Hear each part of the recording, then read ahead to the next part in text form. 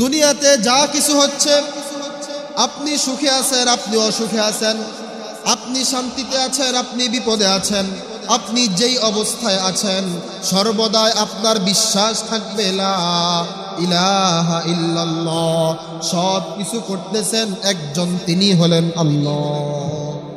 এটা হচ্ছে তাওহীদ। কিন্তু আমরা এটা না করে তাওহীদ মানি অল্প সময়ের জন্য।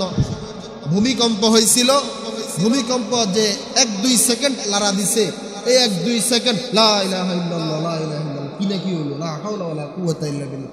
আমরা অল্প একটু সময়ের জন্য আল্লাহকে বিশ্বাস করেছিলাম, অল্প একটু সময়ের জন্য আল্লাহকে মানছিলাম। শুধু কি তাই না, একজন সন্তান যখন দুনিয়াতে আসবে, মহিলা যখন গর্ভবতী হয়, সন্তান সম্ভবা এখনই মনে হয় দুনিয়াতে আসবে, এই অবস্থায় এই মহিলার স্বামী, মহিলার বাবা, মহিলার দাদা, মহিলার যত আত্মীয় স্বজন আছে প্রত্যেকেই সমস্ত মানুষকে কল দেয়, বন্ধুরে কল দেয়, দোস্ত একটু দোয়া কর, তোর ভাবির যে অবস্থা, হয়তো সিজার লাগতে পারে অথবা নর্মাল হবে, মা রে কল দেয়, মা আপনি একটু দোয়া করেন, আপনার বৌমার এই অবস্থা। পৃথিবীর সমস্ত মানুষকে কল দেয়। শুধু তাই না, যেন রব্বুল আলামিনকে আসমান থেকে নামায় ফেলবে, আল্লাহ আল্লাহ আপনি হেফাজত করেন, আপনি মাফ করেন।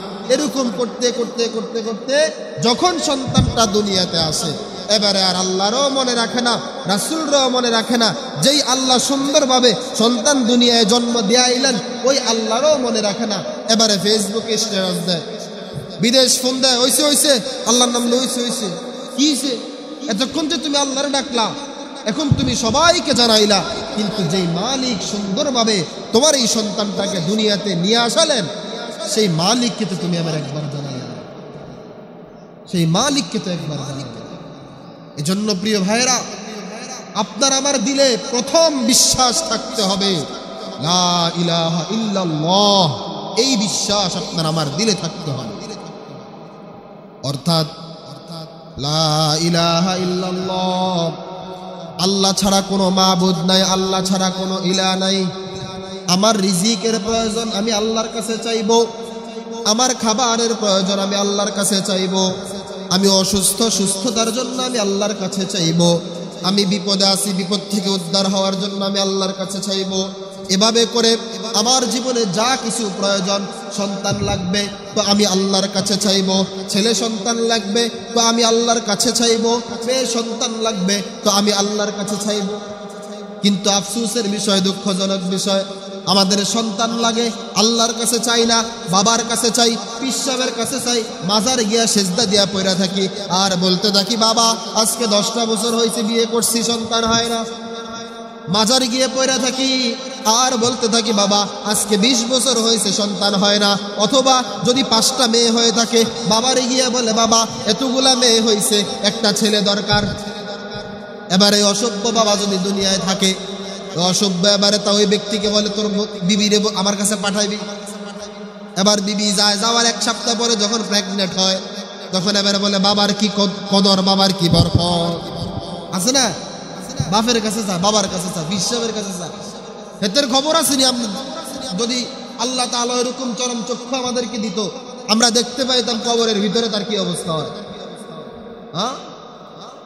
এজন্য রব্বুল আলামিন প্রতিটা মানুষকে বলে, বান্দা তোমার দিলের মধ্যে 1 নম্বরে থাকবে তাওহীদ। আল্লাহ এক, এর বাহিরে আর কোনো কিছু থাকবে না। আল্লাহ এক, এর বাহিরে আর কিছুই থাকবে না। একমাত্র রব্বুল আলামিন যা করতেছেন আপনার আমার ভালোর জন্য করতেছেন। 2 নাম্বার হচ্ছে রিসালাত। সেটা কি? লা ইলাহা ইল্লাল্লাহ, এতটুক হচ্ছে তাওহীদের সাক্ষী। 2 নাম্বার হচ্ছে মুহাম্মাদুর রাসূলুল্লাহ সাল্লাল্লাহু আলাইহি ওয়াসাল্লাম, এটা হচ্ছে রিসালাত। তাহলে রিসালাতের ব্যাখ্যা কি? মুহাম্মদ সাল্লাল্লাহু আলাইহি ওয়াসাল্লাম এই কথা গ্রহণ করা। কোন কথাটা? যে রাসূলুল্লাহ সাল্লাল্লাহু আলাইহি ওয়াসাল্লামকে আল্লাহ পাক রব্বুল আলামিন আমার জন্য পাঠাইছেন। প্রতিটা ব্যক্তি যদি এটা ভাবে, নবীজি সাল্লাল্লাহু আলাইহি ওয়াসাল্লাম আমার জন্য আসছেন, আপনিও ভাবেন নবীজি সাল্লাল্লাহু আলাইহি ওয়াসাল্লাম আমার জন্য আসছেন, আমিও ভাবি নবীজি সাল্লাল্লাহু আলাইহি ওয়াসাল্লাম আমার জন্য আসছেন, তাইলে আপনার আমার জীবনে পেরেশানি থাকবে না, আপনার আমার জীবনে দুঃখ থাকবে না, কষ্ট থাকবে না, বলে এটা আবার কোন কথা? নবীজি সাল্লাল্লাহু আলাইহি ওয়াসাল্লাম জীবন ভর কষ্ট করেছেন। নবীজি সাল্লাল্লাহু আলাইহি ওয়াসাল্লামকে মানুষ পাথর মারছে, নবীজি জীবনে কাউকে পাথর মারে নাই, বরং দোয়া করছে। নবীজি সাল্লাল্লাহু আলাইহি ওয়াসাল্লাম নামাজের মধ্যে দাঁড়াইছে, সিজদার মধ্যে গেছে, কাফেররা উটের ভুঁড়ি মাথার মধ্যে দিয়া দিছে, নবীজি উইঠা বদদোয়া দেয় নাই, দোয়া করছে। নবীজি সাল্লাল্লাহু আলাইহি ওয়াসাল্লামের কপালের মধ্যে মাথার মধ্যে লোহার খুলি ঢুকছে, নবীজি বদদোয়া দেয় নাই, বরং দোয়া করছে।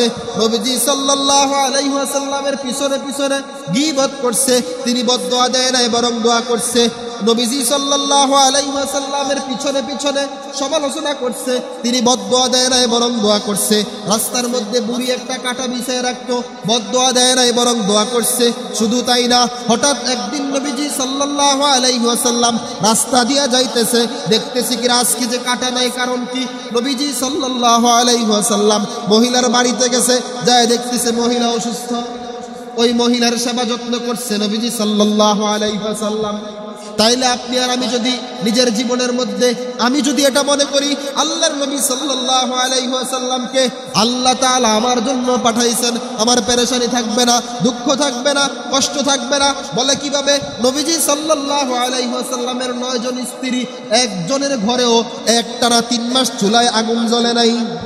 এখন আমি যদি মনে করি আমার নবীকে আল্লাহ তাআলা আমার জন্য পাঠাইছে, তো নবীর ঘরে 3 মাস পর্যন্ত আগুন জ্বলে না চুলায়, 3 মাস পর্যন্ত খাবার নাই। নবীজি সাল্লাল্লাহু আলাইহি ওয়াসাল্লাম এতটা অভাবে ছিলেন, আমি তো মাত্র এক বেলা না খাইলাম না, অথবা এক বেলা খাইছি, একটু পেট ভরে না খাইতে পারলাম না। এজন্য বলতেছি নবীজি সাল্লাল্লাহু আলাইহি ওয়াসাল্লামকে আমার জন্য পাঠাইছেন, এটা বিশ্বাস করা, এটা স্বীকার করার নাম হচ্ছে রিসালাত। এটা স্বীকার করার নাম কি বলেন? রিসালাত। শুধু কি তাই না, নবীজি সাল্লাল্লাহু আলাইহি ওয়াসাল্লাম তার জীবনে সুন্নত তরিকায় তিনি যা করেছেন সব সুন্নত, কিছু আছে ফরজ, কিছু আছে ওয়াজিব। নবীজি সাল্লাল্লাহু আলাইহি ওয়াসাল্লাম বিবাহ 9টা অথবা 11টা করেছেন, এটা সুন্নত না, এটা আপনি করতে পারবেন না। কারণ কোরআনের মধ্যে রব্বুল আলামিন বলে দিয়েছেন 9টা করা যাবে না, বরং একজন পুরুষ যদি সামর্থ্য থাকে, শক্তি থাকে, সে 4টে বিয়ে করতে পারে। তাও প্রত্যেক জনের হক আদায় করে দিতে হবে। একটা বিবির হক আদায় করে না, 4টা বিবি রাখলে হক আদায় করবে কিভাবে? একজন বিবির বরণ পোষণ দিতে কষ্ট হয়, সে 4 বিয়ের মাসআলা দিয়ে 4 বিয়ে করে, মনে আছে না? এজন্য আমার কথা একটাই, আপনি যেভাবে আছেন, যেভাবে থাকেন, কোনো অসুবিধা নাই। শুধুমাত্র 1 নম্বরে তাওহীদের উপরে বিশ্বাস রাখেন, 2 নম্বরে রিসালাতের উপরে বিশ্বাস রাখেন। তাওহীদের উপরে বিশ্বাস, আল্লাহকে এক মানেন, আল্লাহ তাআলার প্রতি, রব্বুল আলামিনের প্রতি বিন্দু পরিমাণ কোনোভাবে কোনো কথা আপনার আমার মুখ থেকে যেন এমন বের না হয় যেই কথাটা রব্বুল আলামিনের শানে বেয়াদবি হয়। শুধু তাই না, বেয়াদবি করতে করতে এক পর্যায়ে ঈমান হারা হয়ে যায়। আপনারা ইতিপূর্বে দেখেছেন এক বাউল শিল্পী আবুল সরকার, অসভ্য একটা বেয়াদব, সে আল্লাহর নামে এই কথা বলছে যেই রব্বুল আলামিন, নাউজুবিল্লাহ বলতেও আমার কাছে কেমন লাগে, যেই রব্বুল আলামিন তার জবান দ্বারা কোরআনের মধ্যে বলেছেন তিনি প্রথম সৃষ্টি করেছেন আরশ, প্রথম সৃষ্টি করেছেন কুরসি, এভাবে করে রব্বুল আলামিন বিভিন্ন জায়গায় বিভিন্ন জিনিসের প্রথম কথা বলছেন। অসভ্য বেয়াদব আবুল সরকারে বলে, যেই আল্লাহ তাআলা এক জবানে এতগুলা কথা বলতে পারে, এটা কি আল্লাহর মুখ না আরো কিছু? না, তারে তো গ্রেফতার করছে, তারে ফাঁসি দেওয়ার দরকার। আমরা এখন দেখতেছি তার পক্ষ হয়ে, এই আবুল সরকারের পক্ষে হয়ে বিভিন্ন রাজনৈতিক নেতারা তার পক্ষে স্লোগান দেয়, হ্যাঁ অ্যারেস্ট করা উচিত হয় নাই, তারে গ্রেফতার করা ঠিক হয় নাই। আল্লাহকে যে এত বড় কথা বলতে পারে, তাকে গ্রেফতার করা উচিত হয় না, এমন কথা যে বলে, তারও তো ইমানের মধ্যে সমস্যা আছে।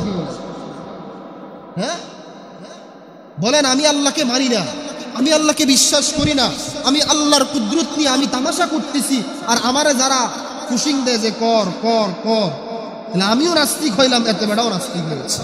যেমন কাদিয়ানীদেরকে যারা কাফের মনে করে না, তারাও কাফের। কাদিয়ানীরা রাসূলুল্লাহ সাল্লাল্লাহু আলাইহি ওয়াসাল্লামকে শেষ নবী মানে না, তো কাদিয়ানীরা নবীজিকে শেষ নবী মানে না, এজন্য তারা কাফের। যারা কাদিয়ানীদেরকে সাপোর্ট দেয় তারা না মানলে তাদেরটা তাদের ব্যাপার, তারা মুসলমান থাকুক আর যেমন থাকুক চলতে থাকুক, তাদেরকে আমরা কাফের মনে করি না। এটা যে মনে করবে না সেও কাফের। এজন্য এক নম্বর কথা বলছিলাম তাওহীদ। আল্লাহ পাক রব্বুল আলামিনকে একত্ব, আল্লাহ এক, যা হচ্ছে যা করতেছেন জীবনে যা কিছু হইতেছে সব আল্লাহ করতেছেন, এটা মানা। দুই নাম্বার হচ্ছে রিসালাত।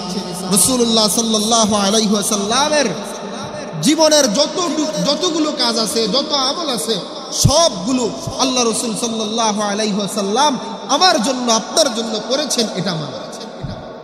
এজন্য হাদিসের মধ্যে আসছে নবীজি সাল্লাল্লাহু আলাইহি ওয়াসাল্লাম বলেন, আল মুমিনু লা ইয়াখদাউ ওয়া লা ইউখদাউ। চমৎকার একটা কথা। মুমিন কখনো ধোঁকা খায় না, অন্যকে ধোঁকা দেয়ও না। সৎ ব্যবসায়ী 2 নম্বর টাকা দিয়ে ব্যবসা করে না, অন্যকে আবার এই ব্যবসার পণ্য ওজন করতে গিয়া 2 পয়সা মানে 2টা গ্রামও কম দেয় না। এ হচ্ছে সৎ ব্যবসায়ী। আর ব্যবসায়ীদের ব্যাপারে আল্লাহ পাক কত সুন্দর কথা বলেছেন। রাসূলুল্লাহ সাল্লাল্লাহু আলাইহি ওয়াসাল্লাম হাদিসের মধ্যে বলেছেন, কোন আলেমকে আল্লাহ রাসূলের কথা বলেন নাই যে আলেম সিদ্দিকের সাথে জান্নাতের মধ্যে থাকবে, নবীদের সাথে জান্নাতের মধ্যে থাকবে, সাহাবীদের সাথে জান্নাতের মধ্যে থাকবে না। ব্যবসায়ীদের ক্ষেত্রে শুধু বলেছেন আত-তাজিরুল আমিন মা'আন নাবিয়্যিন ওয়াস সিদ্দিকিন ওয়াস শুহাদা ওয়াস সালিহিন। তাহলে একজন সৎ ব্যবসায়ী নবীদের সাথে, সালেহিনদের সাথে, সিদ্দিকের সাথে, শুহাদাদের সাথে তাদের হাসর হবে যদি সৎ ব্যবসায়ী হয়। কেন জানেন? সমস্ত নবীরা ব্যবসায়ী ছিলেন। সমস্ত নবীরা ছোট্ট ছোট্ট যেই কোনো মানে যেগুলো একটু ঝামেলার কাজ, যেমন ছাগল চরানি, বকরি চরানি, এগুলো একটু পেরেশানির কাজ, আল্লাহ তাআলা পরীক্ষার জন্য এদেরকে দিয়ে কাজগুলো করাইতেন। আপনারা আমার এখন যদি বলা হয় ছাগল চরাইবানি, আমি কি রাজি হবনি? আমার একটা ফেস্টিজ আছে না, আমি ছাগল চড়াবো, এটা কেমন সম্ভব? তাহলে প্রিয় ভাইরা আমার, 1 নম্বর কথা বলছিলাম রব্বুল আলামিন, তাওহীদ, আল্লাহ পাক এক, এটা বিশ্বাস করা, এটা মানা। যা হচ্ছে যা করতেছে আল্লাহ এক, মুখে কয় কথা কইলো না কইলো, আবুল সরকারের মতো এগুলো যদি চিন্তা করতে থাকেন খোদার কসম আস্তে আস্তে নাস্তিক হয়ে যাবেন। শুধু তাই না, রাসূলুল্লাহ সাল্লাল্লাহু আলাইহি ওয়াসাল্লাম বলেন, যদি তুমি আর তোমার মধ্যে শয়তান কখনো এই চিন্তা ঢুকায় দেয়, না আসে আপনার আমার মধ্যে, আমার মধ্যেও আসে, আমি এখন বললে আপনারা চিন্তা করুন, আমরাও তো এটা চিন্তা করি। চিন্তাটা হলো, যদি কখনো শয়তান এই চিন্তা আপনার আমার ভিতরে ঢুকায় যে আল্লাহ তাআলা তো সব সৃষ্টি করছেন, আল্লাহরে কে বানাইছে, আল্লাহকে কে বানাইছে, এটা স্বাভাবিকভাবে একটা চিন্তা আসে কিনা? বলেন না, আসে কিনা?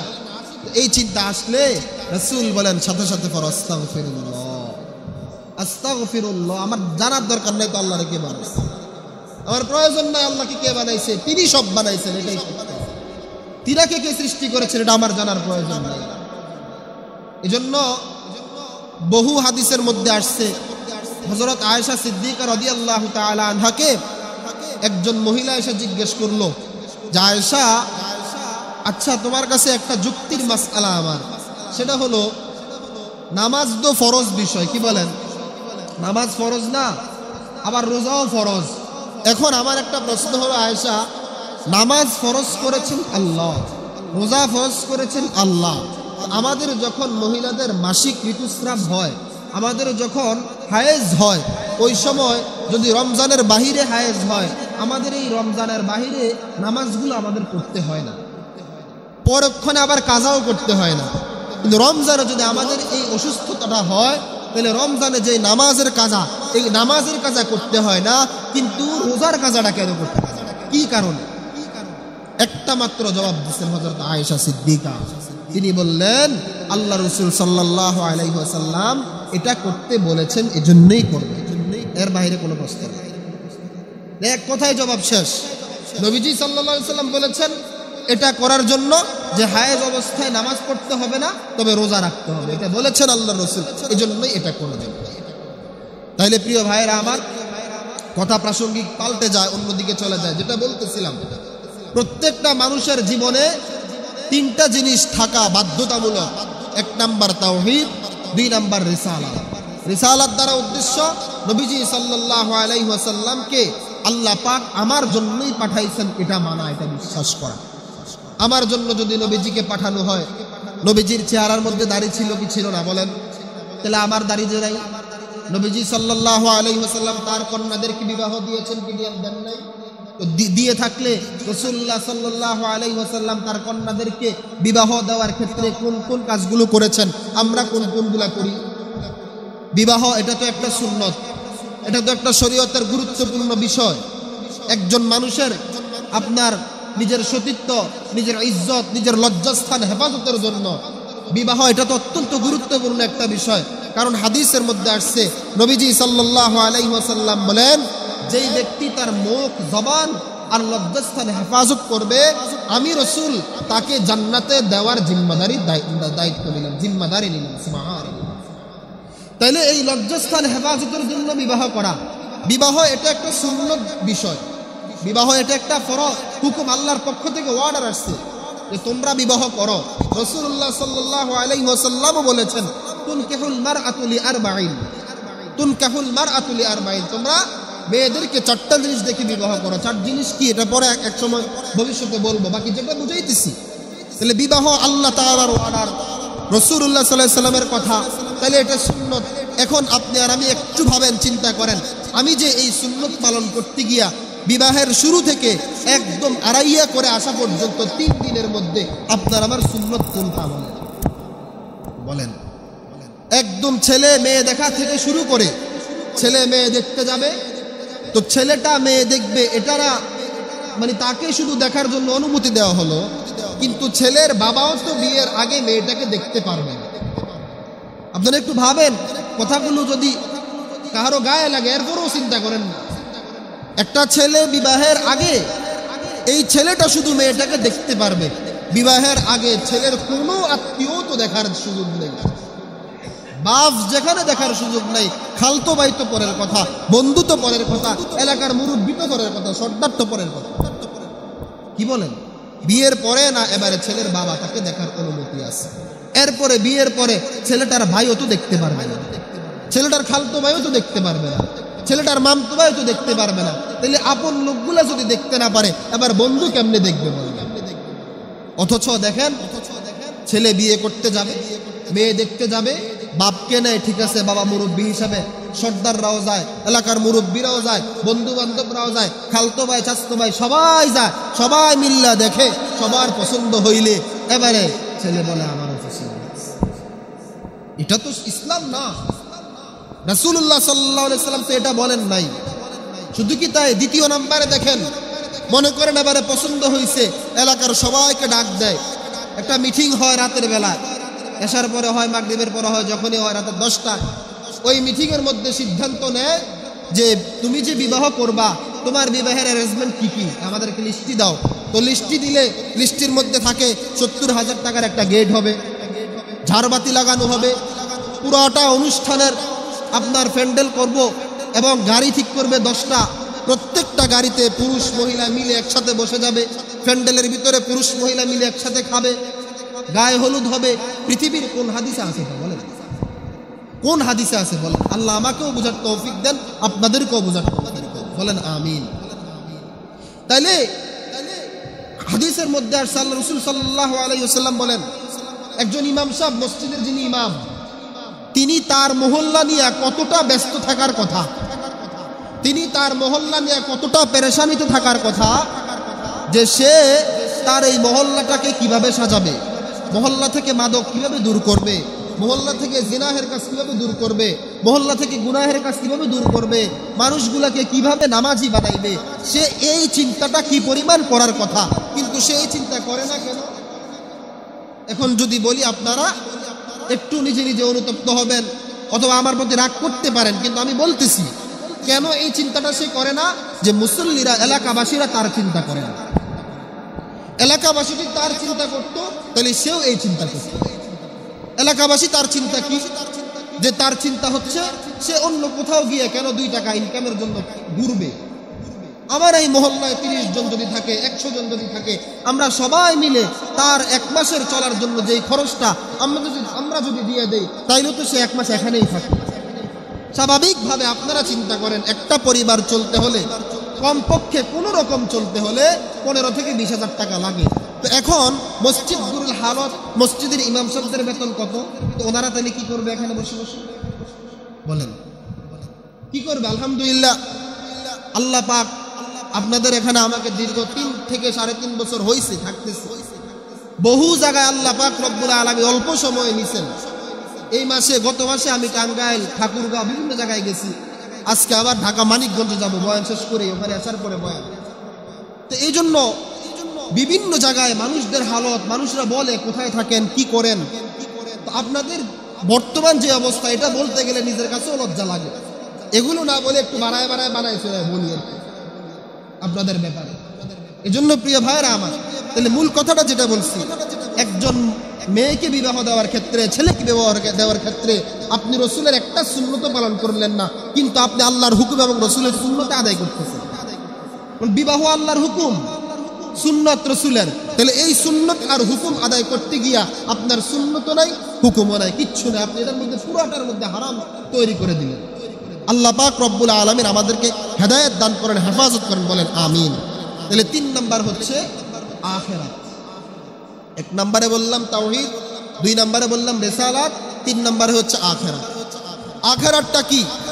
রাসূলুল্লাহ সাল্লাল্লাহু আলাইহি ওয়াসাল্লাম বলেন, একজন ব্যক্তি যদি তার জীবনের সব কিছুর মধ্যে চলতেছে, ফিরতেছে, ইনকাম করতেছে, টাকা পয়সা আপনার আয় করতেছে, রোজগার করতেছে, খাইতেছে, সুস্থ হয়েছে, অসুস্থ হয়েছে, সমস্ত জিনিসের মধ্যে যদি সেই ব্যক্তি চিন্তা করে আমার আখিরাত কি আছে বলেন না।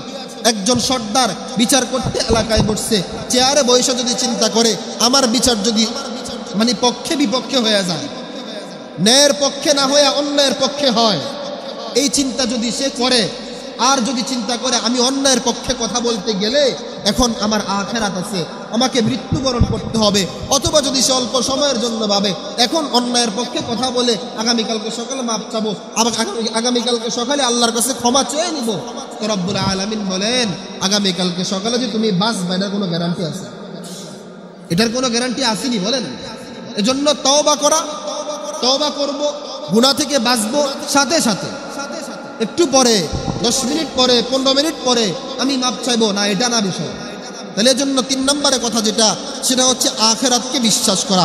জীবনের সব কিছুর মধ্যে এই কথা চিন্তা করবেন আমাকে আখিরাতে যেতে হবে। এজন্য আখিরাতকে যে ভুলে যায় সে আর দুনিয়ার মধ্যে শান্তিতে থাকতে পারে না।